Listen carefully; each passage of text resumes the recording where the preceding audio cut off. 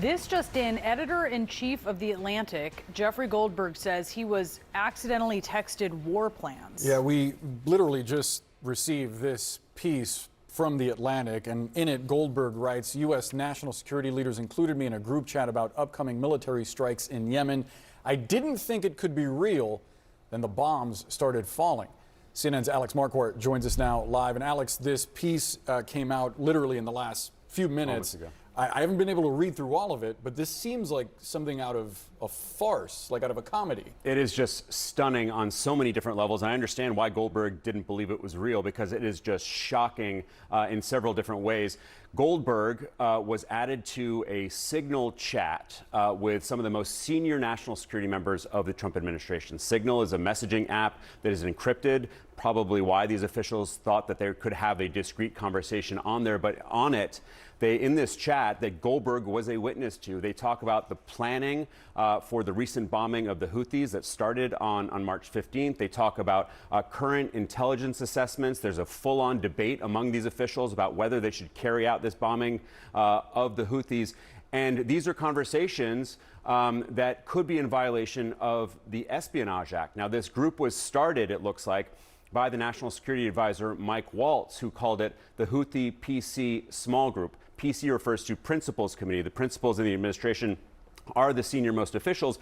And among that group of senior officials, you have the National Security Advisor, the Vice President, the Secretary of Defense and of State, the Director of National Intelligence, the CIA Director, Steve Witkoff, the Special Envoy, the Chief of Staff to President Trump, and the list goes on. There are 18 of them. So there's this debate over whether the U.S. should go through with this bombing of the Houthis. Vice President Vance is actually arguing against it, saying that just 3% of trade goes through the Red Sea, which is where the ships have been targeted by the Houthis. Ratcliffe, the CIA director, he chimes in with current intelligence assessments that may be related to intelligence operations that are ongoing. Goldberg does not print that because, of course, that, among so many other details in this, are so highly classified. Hegseth, the Secretary of Defense, he chimes in saying that waiting a few weeks or a month wouldn't fundamentally change the calculus. And he notes, interestingly, that if this leaks, we look indecisive. Of course, it would eventually leak. Now, keep in mind, as they're having this discussion, Goldberg is watching all of this unfold, and he doesn't know, again, whether it's real, but he would quickly learn that it was. On the morning of March 15th, which is the day the bombings began, Hegseth, the Secretary of Defense, posted a team update at 11:44 in the morning saying the bombings were about to start 2 hours later. And in that message to this large group, again, including Goldberg, he posted operational details about these strikes that were about to happen, information about targets, about weapons, and the attack sequencing. 2 hours later, the strikes started. Goldberg looked up on Twitter, and he started to see explosions happening in Yemen, and that's when he knew it was true. And that's when these officials essentially started celebrating. You have John Ratcliffe, the CIA director, saying, "A good start." Mike Waltz, this National Security Advisor, responds with several emojis, as does Steve Witkoff, with 2 hands praying, a flexed bicep, and 2 American flags. So everyone approving of what just happened and celebrating. The National Security Council has not pushed back on this at all. They said that this chain was in fact real. Brian Hughes, the National Security Council spokesman, says this does appear to be an authentic message chain. They are looking into how and someone was inadvertently added, how Goldberg was added to this chain, and he tries to spin it as a demonstration of the deep and thoughtful policy coordination between senior officials. So no pushback from the White House in terms of the authenticity of this.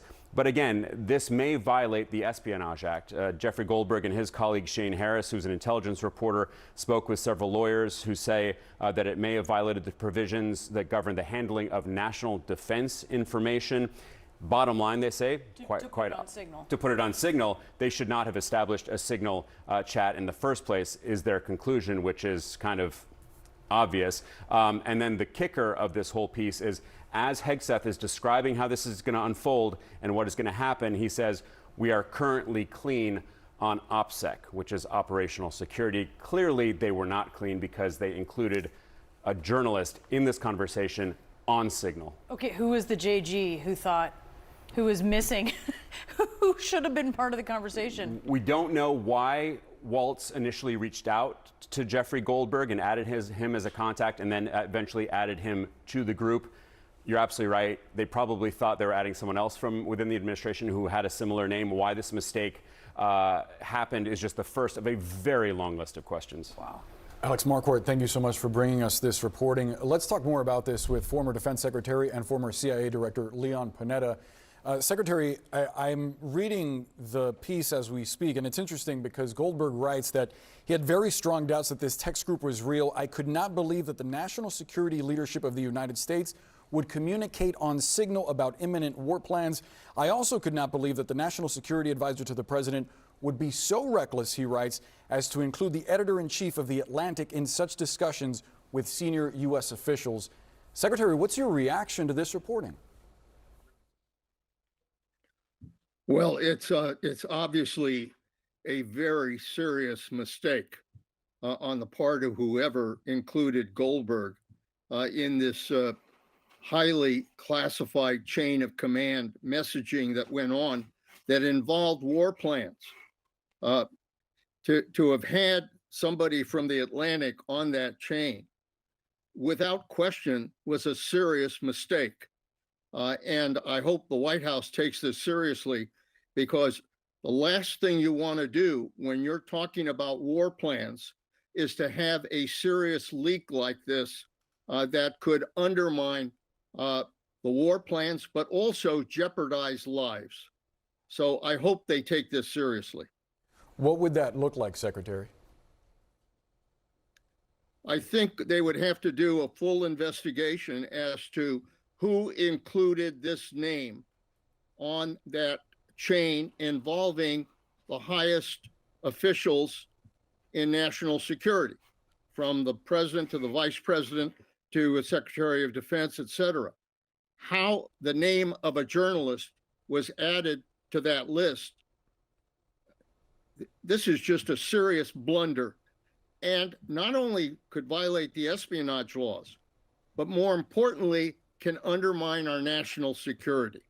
That's probably the greater problem, is that it reveals our most secret war plans that require that we protect that information in order to be able to conduct what is obviously a serious operation of war.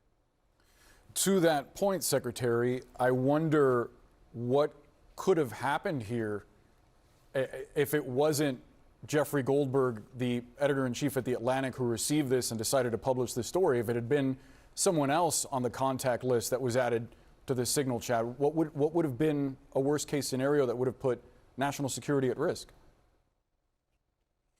Well, the worst-case scenario, I mean, thankfully, Jeffrey Goldberg just assumed that this was either a joke or some kind of mistake, and obviously didn't pay attention.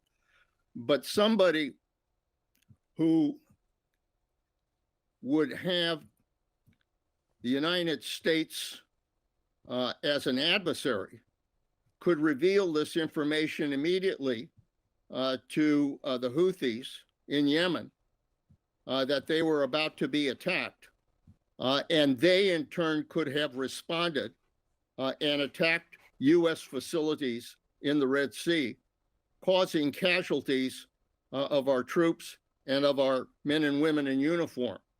So if it were somebody who did not have the United States' national security interests at heart, but rather had the interests of our adversaries at heart, he could have seriously disrupted these war plans.